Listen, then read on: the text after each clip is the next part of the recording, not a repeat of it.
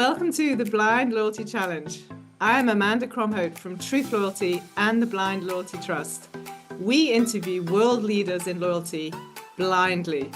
The challenge is about creating loyalty insight spontaneously and about a lot of fun.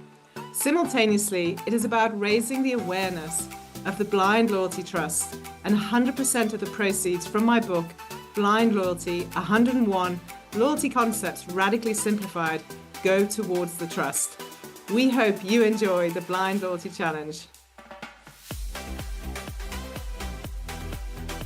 Today's Blind Loyalty Challenge connects Cape Town to the UK, and I have the absolute pleasure of chatting to an incredible guy, Dave Allen. He's the VP of Tech and Data for Middle East and Africa for none other than Epsilon. Epsilon needs no introduction, and I know that Dave needs no introduction. So Dave, welcome to the Blind Loyalty Challenge. Thank you very much, Amanda, and thank you very much for the lovely introduction. It's a real privilege to be asked to do this, actually. I think it's such a fantastic and really inspiring concept. I think particularly in the world we're in now, right, with the exponential acceleration of tech and AI, I think we increasingly can't see what's sort of even more immediately in front of us. So we've got to get comfortable accepting the unsighted. So my kind of nervousness to do this was also the exact reason why I thought I should. Love it. I love it. And obviously the pun on the word and unsighted. So in the Blind Loyalty Challenge, so now I always bring in the first question is what someone else has asked. So if you don't like the question, you can blame them. It's a gentleman called Jim Umberger, and he's also a judge on the International Loyalty Awards with myself. And his question is a loyalty program always necessary, or could a simple CRM solution actually suffice? Hmm. Well, so for me personally, I think it's increasingly necessary. I mean, I think it's about deepening a relationship, right? So, do you want to deepen a relationship with somebody? If they're important to you, that's probably when it Mm, is. I think particularly at the moment, like we talk about the emotional and rational of loyalty, with agents increasingly taking on the rational side. It's even more important, I think, to focus on the emotional side, where search is sort of commoditized, pricing mm. and product. Then I think in a world of agents, what becomes a differentiator? If everything out there Yeah. is an accessible, rational option, then the agent has to decide, well, what's going to make this person feel happier about this particular product. And that's where I think it makes loyalty indispensable for brands in that. Yeah. Yeah. Yeah. Interesting though, yesterday I was doing some work and I was using Claude to design an infographic for me. And Claude was having a whole conversation with me about loyalty. And then I switched tack completely and started talking to Claude about something to do with meditation. And Claude replied with, "Hey Amanda, this is really interesting. One minute I feel like you're a loyalty expert, and the next minute you're getting deep and meaningful with meditation." It just made me laugh so much because I'm just like, flip, I'm talking to a robot here, and yet he is really trying to talk to Yeah, me.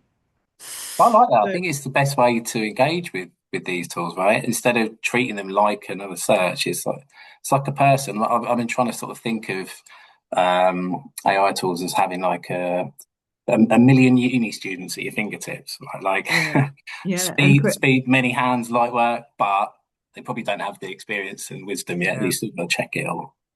absolutely, absolutely. Great. Okay, let's move on from that. So my second question, chapter 94 of Blind Loyalty is around customer loyalty KPIs. What do you think is the main KPI that many brands, your clients or other brands, are really struggling to measure in our loyalty world? Hmm. Uh, yeah, great question. And I think generally, it's engagement is the priority thing, right? That you want to see. It's something I've been thinking about quite a lot, actually. That it's not. It also can't be engagement just for the sake of it, right? It's not like you're not there to kill time. We've been talking quite a lot about gamification lately, Yes. and a customer's time is the most valuable thing that they can give you. So, you don't want to kill it, you want to reward it.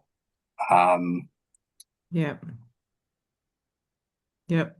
So how do we measure that is so critical, but it's so hard as well because there's so many facets to it. I mean, it's just never ending. But I guess it's relevant per industry, per client. So we'll drill down as you will with your clients into what's relevant for that client at that time.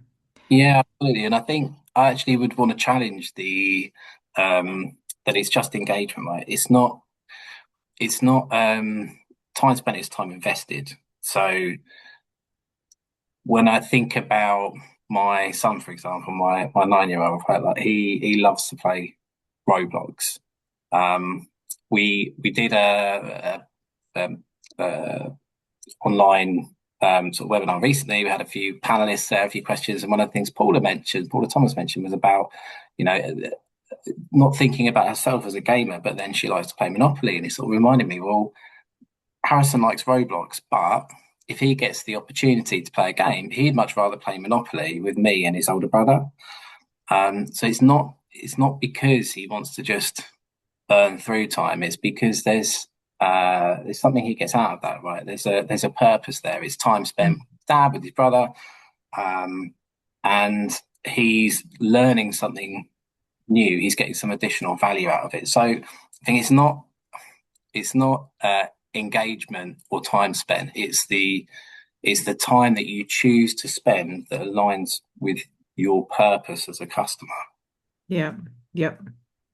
Absolutely. Gamification is another subject which I know we'll chat about very shortly. So, and my last question, chapter 46 debates whether points versus just cashback has a greater impact on customer loyalty. What is your opinion on that? Well, I mean, points is a funny one, right? I think a lot of people feel like it's perhaps a little dated now. For me, I'm a huge fan of it. I think cashback is something that kind of commoditizes the relationship a little bit. Points, it's an investment into the future, and every time you earn a point, it's a vote towards the place that you want to get to. It's you mentioned, we'll talk about gamification again, right? But I think that there's not a huge difference between points and tiers and scores and levels. Like it's the ongoing affirmation that you're on the right path, that you're getting somewhere. Mm. It's that recognition that you're achieving something, that you're unlocking something. Yeah, absolutely. The consumer psychology behind that is enormous, and we don't have Mm. time today to unpack that. But if I'd been sitting in your hot seat right now, I would have answered exactly the same. But it's a huge debate. I see it day in, day out through different practitioners having different views, and we see different programs clearly moving away, particularly in the grocery world, away from points where we see it as instant discounts. But I would have said exactly the same as what you said. But, for both of us, it's so layered with consumer psychology. Fabulous, Dave. So thank you. Who would you like to see to come onto the Blind Loyalty Challenge?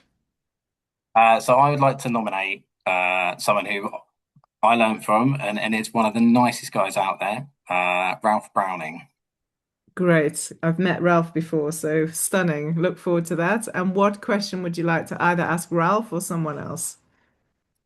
I would like to ask Ralph, what loyalty program do you think isn't working very well? Yeah, it's a tough one. That's a super question. It's super tough as well. I think that's very much putting someone in the hot seat, but that's what we're about, to really get the truth behind loyalty thinking. So, Dave, thank you so much. Wonderful conversation. Short, sharp, sweet, very much to the point, but exactly as we like it. Thank you so much. Thank you.